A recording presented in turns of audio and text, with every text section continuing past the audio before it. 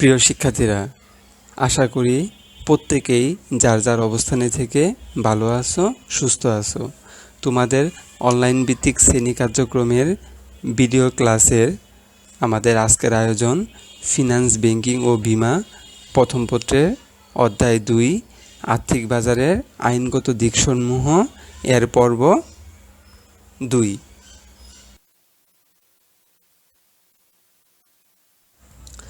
শিক্ষার্থীরা, আজকের এই পাঠ্য বিষয় থেকে তোমরা যে যে বিষয়গুলো জানতে বা শিখতে পারবে: 1. আর্থিক বাজার নিয়ন্ত্রক সংস্থাসমূহ সম্পর্কে ধারণা পাবে। 2. আর্থিক বাজারের আইনগত দিকসমূহ ও আইন প্রণয়ন প্রক্রিয়ার ধাপসমূহ সম্পর্কে জানতে পারবে। 3. অংশীদারি আইন 1932 সাল এই সম্পর্কে ধারণা পাবে। এবং 4. কোম্পানি আইন 1994 এই সম্পর্কে জানতে পারবে। এছাড়াও 5. ব্যাংক কোম্পানি আইন 1991 এবং 6. আর্থিক প্রতিষ্ঠান আইন 1993 এই সম্পর্কে বিস্তারিত জানতে পারবে। আর্থিক বাজারের নিয়ন্ত্রক সংস্থাসমূহ। বাংলাদেশের পুঁজিবাজারকে প্রত্যক্ষ ও পরোক্ষভাবে কিছু নিয়ন্ত্রক সংস্থা নিয়ন্ত্রণ করে থাকে। পুঁজিবাজারের আবার কিছু ব্যবসা প্রতিষ্ঠান আছে যাদেরকে স্ব প্রতিষ্ঠান নিয়ন্ত্রণ করে থাকে, যেমন বাণিজ্যিক ব্যাংক বা আর্থিক প্রতিষ্ঠানসমূহকে বাংলাদেশ ব্যাংক, বীমা কোম্পানিসমূহকে বীমা উন্নয়ন ও নিয়ন্ত্রণ কর্তৃপক্ষ, শেয়ার বাজারকে Bangladesh security and exchange commission, ক্ষুদ্র ঋণ ব্যবসায়ীকে ক্ষুদ্র ঋণ নিয়ন্ত্রণ কর্তৃপক্ষ কার্যত নিয়ন্ত্রণ করে থাকে। এই আর্থিক বাজারের নিয়ন্ত্রক সংস্থাসমূহ সম্পর্কে আমরা প্রত্যেকটি আলাদা আলাদা করে বিস্তারিত আলোচনা করব। প্রথমত, বাংলাদেশ ব্যাংক। বাংলাদেশ ব্যাংক ও মুদ্রা ব্যবস্থাপনাকে নিয়ন্ত্রণের উদ্দেশ্যে কেন্দ্রীয় ব্যাংক হিসেবে বাংলাদেশ ব্যাংক 1971 সালে 16 ডিসেম্বর হতে যাত্রা শুরু করে। 1972 সালে প্রেসিডেন্টের 127 নং আদেশ বলে তৎকালীন স্টেট ব্যাংক অব পাকিস্তানের পূর্বাঞ্চলীয় শাখার সকল দায়-দায়িত্ব ও সম্পদ নিয়ে শুরু হয় বাংলাদেশ ব্যাংকের যাত্রা। এই ব্যাংক নোট ও মুদ্রার প্রচলন, বৈদেশিক মুদ্রা সংরক্ষণের মতো সাধারণ কার্যাবলী ছাড়াও বিশেষ বিশেষ কার্যাবলী সম্পাদন করে থাকে। এএনএম হামিদুল্লাহ 1972 সালে 18 জানুয়ারি বাংলাদেশ ব্যাংকের প্রথম গভর্নর হিসেবে দায়িত্ব গ্রহণ করেন। বাংলাদেশ ব্যাংকের পরিশোধিত মূলধন 3 কোটি টাকা, যা 100 টাকা মূল্যের প্রতিটি 3 লাখ শেয়ারে বিভক্ত। একজন গভর্নর এবং 8 জন পরিচালক সহ মোট 9 সদস্য বিশিষ্ট একটি পরিচালনা বোর্ড এই ব্যাংক পরিচালনার দায়িত্বে ন্যস্ত থাকেন, যাদের সভাপতি হলেন গভর্নর এবং অন্যদের মধ্যে একজন ডেপুটি গভর্নর এবং বাকিরা সাধারণ সদস্য হিসেবে বিবেচিত হয়। গভর্নর এবং ডেপুটি গভর্নর সরকার কর্তৃক 4 বছরের জন্য নির্বাচিত হয়ে থাকেন। বাংলাদেশ ব্যাংকের প্রধান অফিস ছাড়াও ঢাকার মতিঝিল ও সদরঘাট, চট্টগ্রাম, খুলনা, রাজশাহী, সিলেট, বগুড়া, রংপুর, বরিশাল ও নতুন একটি শাখা ময়মনসিংহে সহ মোট 10টি শাখার মাধ্যমে বাংলাদেশ ব্যাংক তার কার্যাবলী সম্পাদন করে থাকে। Bangladesh security and exchange commission. যৌথ মূলধনী কোম্পানিসমূহ দীর্ঘমেয়াদী মূলধন সংগ্রহের উদ্দেশ্যে শেয়ার, বন্ড, ঋণপত্র ইত্যাদি ইস্যু করে থাকে, আর এগুলো মূলধন বাজারে ক্রয় বিক্রয় করা হয়ে থাকে। Bangladesh security and exchange commission হলো মূলধন বাজারের নিয়ন্ত্রণকারী সংস্থা। 1969 সালে সিকিউরিটি অ্যান্ড এক্সচেঞ্জ কমিশন অধ্যাদেশ বলে সিকিউরিটি অ্যান্ড এক্সচেঞ্জ কমিশন গঠিত হয়।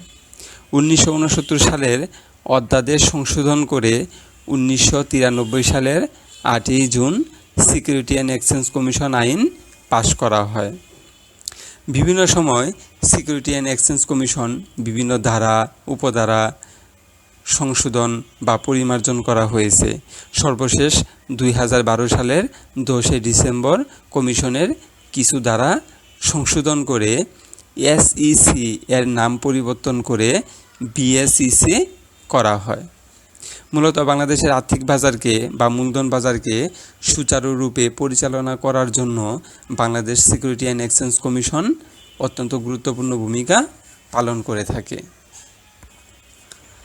বীমা উন্নয়ন ও নিয়ন্ত্রণ কর্তৃপক্ষ বীমা শিল্প ব্যবসা তত্ত্বাবধান, বীমা পলিসি গ্রহণ ও পলিসির অধীনে উপকারভোগীদের স্বার্থ সংরক্ষণ এবং বীমা শিল্পের নিয়মতান্ত্রিক উন্নয়ন বা নিয়ন্ত্রণের নিমিত্তে একটি কর্তৃপক্ষ প্রতিষ্ঠান বিভিন্ন বিধিবিধান প্রণয়ন করে বা আইন প্রণয়ন করে 2010 সালে 18 মার্চ তারিখে। এই আইন অনুযায়ী চেয়ারম্যান 1 জন ও 4 জন সদস্য সমন্বয়ে বীমা উন্নয়ন ও নিয়ন্ত্রণ কর্তৃপক্ষ গঠিত হয়। চেয়ারম্যান ও সদস্যগণ 3 বছরের জন্য নির্বাচিত হন। কমিটির চেয়ারম্যান এবং সদস্যদেরকে অবশ্যই বাংলাদেশী নাগরিক হতে হয়। চেয়ারম্যান প্রয়োজন বোধে হিসাবরক্ষক, আইনজীবী, জরিপকারী, মূল্যায়নকারী ও ইসলামী শরিয়া বিশেষজ্ঞ সহ অন্যান্য পেশাজীবীদের মধ্যে হতে উপদেষ্টা নিয়োগ করতে পারেন। ক্ষুদ্র ঋণ নিয়ন্ত্রণ কর্তৃপক্ষ যে কোনো দেশের অর্থনৈতিক উন্নয়নে ক্ষুদ্র শিল্প অত্যন্ত গুরুত্বপূর্ণ ভূমিকা পালন করে থাকে। ক্ষুদ্র শিল্প বড় শিল্পের সহায়ক হিসেবে কাজ করে থাকে। ব্যক্তিগত উদ্যোগে ক্ষুদ্র ক্ষুদ্র শিল্প প্রতিষ্ঠান মূলত গড়ে ওঠে। এইসব ক্ষুদ্র শিল্প প্রতিষ্ঠানকে সহায়তা করার জন্য বিভিন্ন প্রকার ঋণদান প্রতিষ্ঠান গড়ে ওঠে। আর এই ঋণদান প্রতিষ্ঠানকেই সহায়তা করার জন্য নির্দিষ্ট ব্যবসায়িক কার্যক্রম পরিচালনা করার জন্য সরকার ক্ষুদ্র ঋণ কর্তৃপক্ষ প্রতিষ্ঠা করে। বাংলাদেশ সরকার 2006 সালে ক্ষুদ্র ঋণ আইন অনুযায়ী বিশেষ ক্ষমতা বলে 2010 সালে মাইক্রো ক্রেডিট রেগুলেটরি অথরিটি বিধিমালা প্রণয়ন করে। এই বিধিমালায় ক্ষুদ্র ঋণ কার্যক্রম মূলত আমাদের দেশে সম্পাদিত হয়ে থাকে।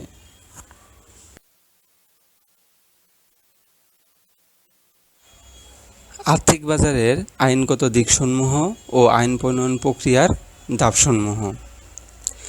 আর্থিক বাজার পরিচালনা ও নিয়ন্ত্রণের উদ্দেশ্যে বিভিন্ন সময় বিভিন্ন আইন প্রণীত হয়েছে, যা ইতিমধ্যে আমরা আলোচনা করেছি। যেমন শেয়ার বাজার নিয়ন্ত্রণের জন্য রয়েছে সিকিউরিটি অ্যান্ড এক্সচেঞ্জ কমিশন আইন 1993, ব্যাংক ব্যবসা পরিচালনা ও নিয়ন্ত্রণের জন্য রয়েছে ব্যাংক কোম্পানি আইন 1991, নন ব্যাংকিং আর্থিক প্রতিষ্ঠান পরিচালনা ও নিয়ন্ত্রণের জন্য রয়েছে আর্থিক প্রতিষ্ঠান আইন 1993 এবং বীমা ব্যবসা পরিচালনা ও নিয়ন্ত্রণের জন্য রয়েছে বীমা কোম্পানি আইন 2010। এছাড়া ক্ষুদ্র ঋণ প্রতিষ্ঠানগুলোর কার্যক্রম পরিচালনা ও নিয়ন্ত্রণের উদ্দেশ্যে গঠিত হয়েছে ক্ষুদ্র ঋণ কর্তৃপক্ষ 2006। আইন প্রণয়ন প্রক্রিয়া বা ধাপসমূহ। আইন তৈরির সকল পদ্ধতি আইন প্রণয়নের আওতাভুক্ত। আর্থিক বাজারের সাথে সম্পর্কিত বিষয়ের আইন প্রণয়নের ক্ষেত্রে বিভিন্ন পক্ষ জড়িত, যেমন সংশ্লিষ্ট মন্ত্রণালয়, যেমন অর্থ মন্ত্রণালয়, আইন মন্ত্রণালয়, Bangladesh bank, security and exchange commission, মন্ত্রিপরিষদ ও সংসদীয় স্থায়ী কমিটি। আইন প্রণয়নের এই প্রক্রিয়াগুলো নিম্নোক্ত ছকের মাধ্যমে বা ধাপের মাধ্যমে তুলে ধরা হলো। ধাপ 1, প্রস্তাবনা তৈরি। আইন প্রণয়ন প্রক্রিয়ায় প্রথম পদক্ষেপ হলো প্রস্তাবনা তৈরি করা। সাধারণত আর্থিক বাজার সংশ্লিষ্ট যে প্রতিষ্ঠানগুলো নতুন আইন প্রণয়ন বা পুরাতন আইনের সংশোধনের প্রয়োজন হয়, সেই প্রতিষ্ঠানগুলোই আইনের প্রস্তাবনা তৈরি করে। ধাপ 2, ড্রাফট তৈরি বা খসড়া আইন তৈরি। প্রস্তাবনা তৈরির পর সংশ্লিষ্ট মন্ত্রণালয়ে সিদ্ধান্ত নেওয়া বা এজেন্ডা তৈরি করার জন্য ড্রাফট তৈরি বা খসড়া আইন তৈরি করা হয়। পরবর্তীতে মন্ত্রণালয়ের মন্ত্রিপরিষদে উপস্থাপন এবং অনুমোদন সাপেক্ষে এই খসড়া আইন পাশ করা হয়। ধাপ 3, আইন মন্ত্রণালয়ে প্রেরণ। সংশ্লিষ্ট খসড়া আইনটি বিদ্যমান কোনো আইনের সাথে সাংঘর্ষিক কিনা তা যাচাই বাছাই করার জন্য আইন মন্ত্রণালয়ে প্রেরণ করা হয়। ধাপ 4, মন্ত্রিপরিষদে প্রেরণ।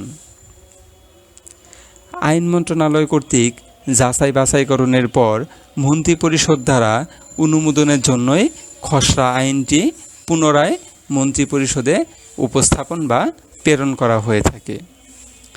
ধাপ 5, সংসদীয় স্থায়ী কমিটিতে প্রেরণ।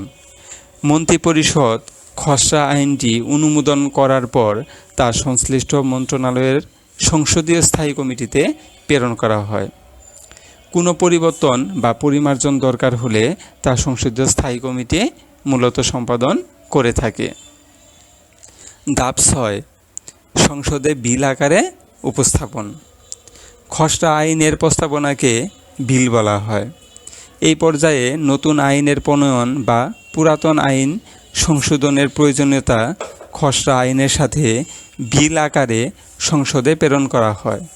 খসড়া বিলটি সংসদে 3 বার পাঠ করা হয়ে থাকে। ধাপ 7, রাষ্ট্রপতির অনুমোদন। আইনের প্রস্তাবটি সংসদে পাশ হওয়ার পর রাষ্ট্রপতির নিকট স্বাক্ষরের জন্য প্রেরণ করা হয়।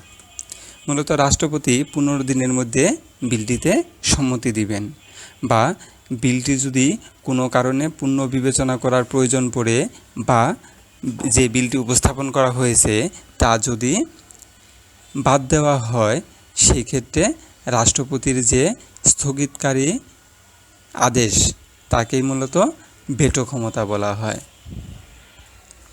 ধাপ 8, গেজেট আকারে প্রকাশ।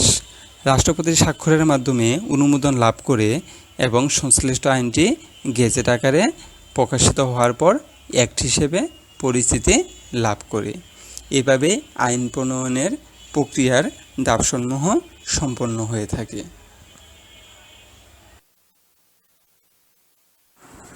কোম্পানি আইন 1994।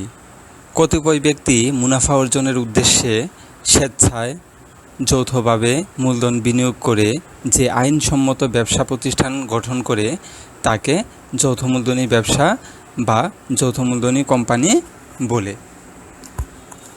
কার্যত 1933 সালে তৎকালীন ব্রিটেনের বোর্ড অব ট্রেড এর প্রেসিডেন্ট মিস্টার গোল্ডস্টোন এর উদ্যোগে ব্রিটিশ পার্লামেন্টে যে কোম্পানি আইন the joint stock companies act 1944 পাশ হয়, তাই আধুনিক কোম্পানির আইনের ভিত্তি হিসেবে পরিগণিত হয়।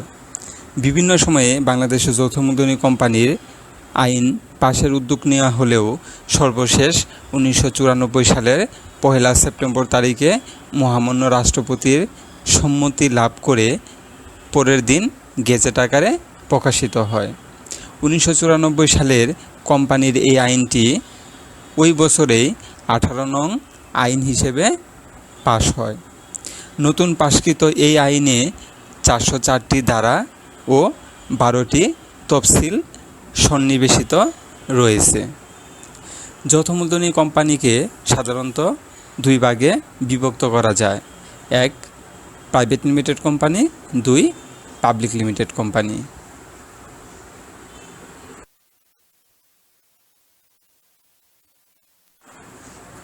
অংশীদারি আইন 1932। 2 বা ততোধিক ব্যক্তি স্বেচ্ছায় মিলিত হয়ে চুক্তির ভিত্তিতে যে ব্যবসা প্রতিষ্ঠান গড়ে তোলে তাকে অংশীদারি ব্যবসা বলে। মূলত একটি অংশীদারি প্রতিষ্ঠান কিভাবে গঠিত ও পরিচালিত হবে বা বিলুপ সাধন করা হলে কিভাবে করা হবে তা অংশীদারি আইনে উল্লেখ থাকে। এছাড়াও অংশীদারগণ কিভাবে মূলধন সরবরাহ করবে তা অংশীদারি আইনে সুস্পষ্ট বর্ণনা রয়েছে। অংশীদারি ব্যবসার ক্ষেত্রে সর্বনিম্ন 2 জন এবং সর্বোচ্চ 20 জন। এছাড়া ব্যাংকিং অংশীদারি ব্যবসার ক্ষেত্রে সর্বনিম্ন 2 জন এবং সর্বোচ্চ 10 জন সদস্য থাকতে পারে। 1932 সালে অংশীদারি ব্যবসা পরিচালনার জন্য এই আইনটি প্রবর্তিত হয়।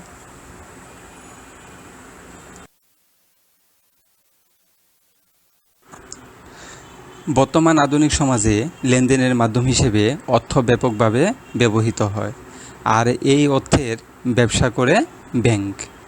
বিশ্বের বিভিন্ন দেশে ব্যাংক কীভাবে অর্থের ব্যবসা করবে সে সম্পর্কে সরকার কর্তৃক সুনির্দিষ্ট নিয়মকানুন রয়েছে। বাংলাদেশ ব্যাংক কীভাবে ব্যবসায়িক কার্যক্রম পরিচালনা করবে সে সম্পর্কে বাংলাদেশ সরকার 1991 সালে ব্যাংকিং কোম্পানি আইন পাশ করে। ব্যাংকিং আইনে ব্যাংকের সর্বোচ্চ অংশীদারের সংখ্যা 10 জনের কথা বলা হয়েছে। ব্যাংকিং কোম্পানি আইনে 8টি অধ্যায় ও 123টি ধারা রয়েছে। ব্যাংকিং কোম্পানি আইন 1991 সালের 24শে ফেব্রুয়ারি তারিখ হতে কার্যকর রয়েছে বলে গণ্য করা হয়। মূলত বাংলাদেশে ব্যাংকিং প্রতিষ্ঠান পরিচালনা ও নিয়ন্ত্রণের জন্য মুখ্য আইনই হল ব্যাংক কোম্পানি আইন 1991। ব্যাংক কোম্পানি আইনে উল্লেখযোগ্য উপাদান বা কিছু ধারা রয়েছে। এর মধ্যে ক, ব্যাংক কোম্পানির ব্যবসা বা তার কার্যাবলী।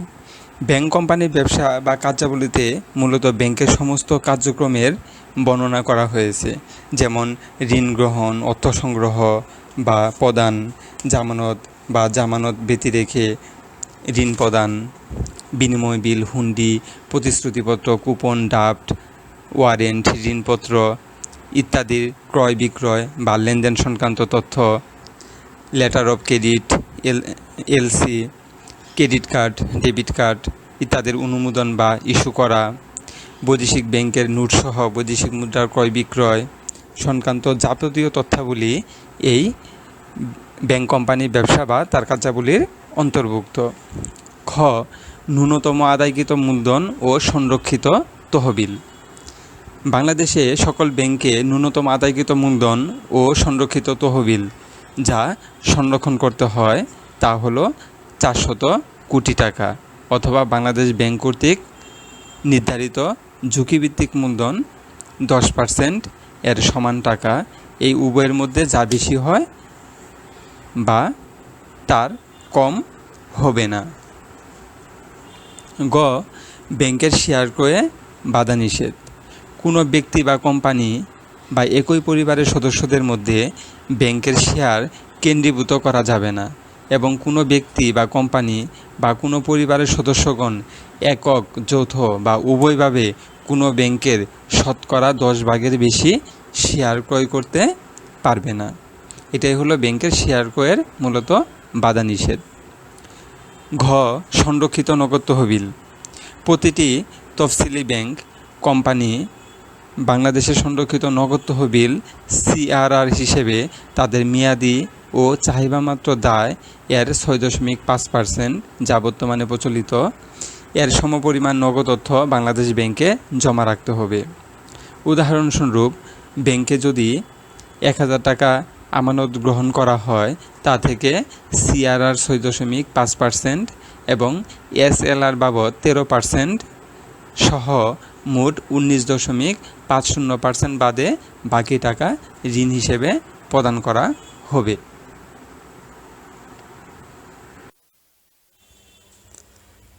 নন ব্যাংকিং আর্থিক প্রতিষ্ঠান পরিচালনা ও নিয়ন্ত্রণের জন্য যে আইন রয়েছে তা হলো আর্থিক প্রতিষ্ঠান আইন 1993। একটি আর্থিক প্রতিষ্ঠান কিভাবে গঠিত ও পরিচালিত হবে তা আর্থিক প্রতিষ্ঠান আইন 1993-এ সুনির্দিষ্টভাবে উল্লেখ আছে।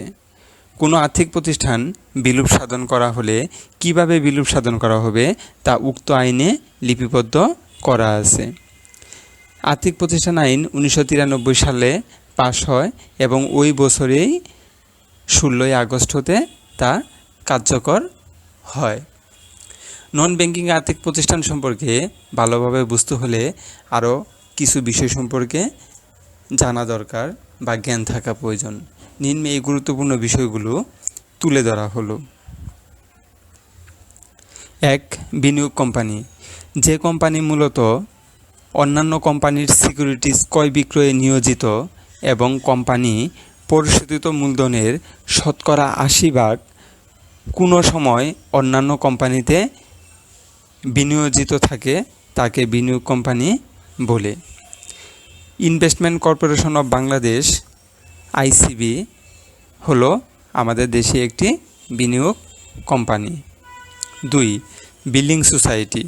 বিল্ডিং সোসাইটি বলতে এমন সোসাইটিকে বোঝায় যারা গৃহ নির্মাণ এবং সম্পত্তি ক্রয়ের জন্য সঞ্চয় সংগ্রহ করে বা ঋণ প্রদান করে। বিল্ডিং সোসাইটির উদাহরণ হলো Bangladesh house building finance corporation. 3. Merchant bank. Merchant bank বলতে বোঝায় যে ব্যাংক অন্য কোনো সংস্থা বা কোম্পানির সিকিউরিটিজের দায় গ্রহণ করে এবং অনুরূপ গ্রাহকের একীভূতকরণ কিংবা অন্য বাণিজ্যিক উদ্যোগে পরামর্শ দান করেন। মার্চেন্ট ব্যাংক কোনো কোম্পানির শেয়ার ইস্যুর ক্ষেত্রে ইস্যু ম্যানেজার হিসেবে কাজ করে, অর্থাৎ অবলেখক হিসেবে শেয়ার ইস্যু ক্ষেত্রে কোম্পানির দায়িত্ব পালন করে থাকে। আমাদের দেশে এএএ কনসালটেন্ট হলো একটি merchant bank. AAA finance and investment limited, সংক্ষেপে AAA কনসালটেন্ট মার্চেন্ট ব্যাংক হিসেবে পরিচিত, যা 1991 সালে যাত্রা শুরু করে। 4. Mutual company. যে সংস্থা মূলধনবিহীন এবং ব্যবসায়িক কর্মকাণ্ডের অনুপাতে মালিক গ্রাহকদের মধ্যে যার নিট মুনাফা বণ্টন করা হয় তাকে মিউচুয়াল কোম্পানি বলে। আমাদের দেশে মিউচুয়াল কোম্পানির উদাহরণ হলো সমবায় ব্যবসা। 5. Leasing company. লিজিং কোম্পানি বলতে এমন কোম্পানিকে বোঝায় যে কোম্পানি তার ব্যবসা বা ব্যবসার অংশ হিসেবে যন্ত্রপাতি বা সরঞ্জাম ইজারা প্রদান করে, এরূপ ইজারা কাজে বা অর্থায়ন করে থাকে। লিজিং কোম্পানির উদাহরণ হলো ইউনাইটেড লিজিং কোম্পানি, ইউএলসি।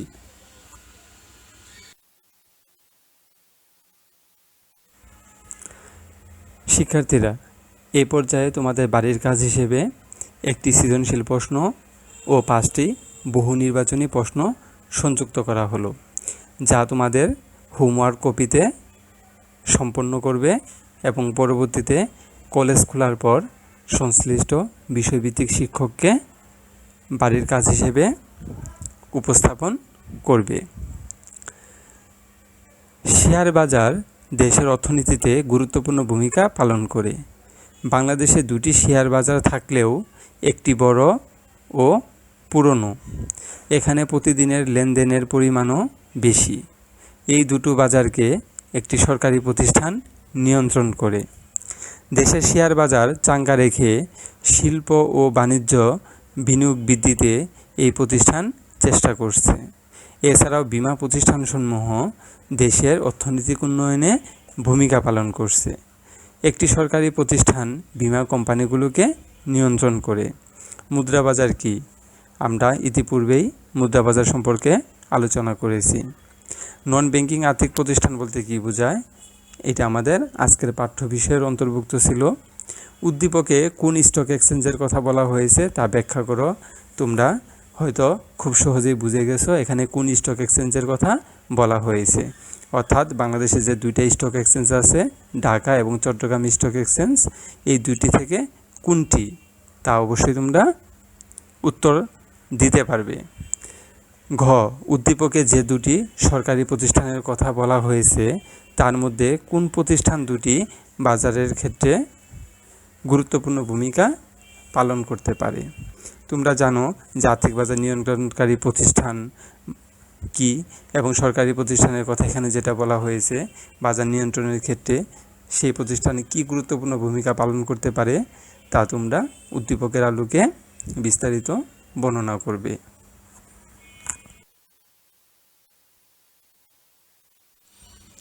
শিক্ষার্থীরা, বাড়ির কাজের বাকি অংশ হিসেবে যে 5টি বহু নির্বাচনী প্রশ্ন তা এখানে সংযুক্ত করা আছে।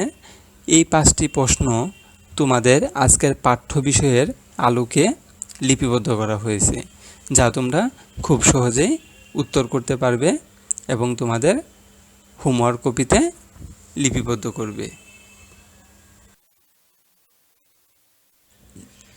প্রিয় শিক্ষার্থীরা, আমাদের আজকের পাঠ্য বিষয়ে যে বিষয়গুলো অন্তর্ভুক্ত ছিল, অর্থাৎ যে বিষয় নিয়ে আমরা আজ আলোচনা করলাম, এই সম্পর্কে তোমাদের যদি কোনো প্রশ্ন থাকে সেই প্রশ্নটা